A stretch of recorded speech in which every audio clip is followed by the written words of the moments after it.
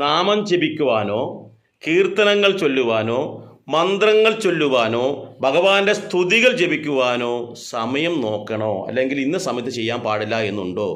എന്താണ് ലളിത സഹസ്രനാമം, വിഷ്ണു സഹസ്രനാമം, രാമായണ പാരായണ, അതുപോലെ തന്നെ ശിവപുരാണം, ഭാഗവതം, ഇങ്ങനെ പുണ്യഗ്രന്ഥങ്ങളൊക്കെ നമ്മൾ പാരായണം ചെയ്യുന്നില്ലേ? ഇങ്ങനെ ചെയ്യുന്ന അവസരത്തിൽ നമ്മൾക്ക് പൊലയുണ്ടെങ്കിൽ ചെയ്യാൻ പാടുണ്ടോ? വാലായ്മ, അതുപോലെ തന്നെ ആർത്തവമുള്ള സ്ത്രീകൾ, രോഗാവസ്ഥയിലുള്ള ആൾക്കാർ, അല്ലെങ്കിൽ കുളിച്ചിട്ടില്ല, ഇങ്ങനെയുള്ളൊരവസ്ഥയുണ്ടെങ്കിൽ നമ്മൾക്ക് ഇത്തരത്തിലുള്ള ഗ്രന്ഥങ്ങൾ പാരായണം ചെയ്യുവാനോ ഭഗവാനെ സ്തുതിക്കുവാനോ കീർത്തനങ്ങൾ ചെയ്യുവാനോ പാടുണ്ടോ എന്ന് ചോദിച്ചാൽ ഒറ്റ മറുപടിയുള്ളൂ, ഒരു തരത്തിലുള്ള തടസ്സവുമില്ല.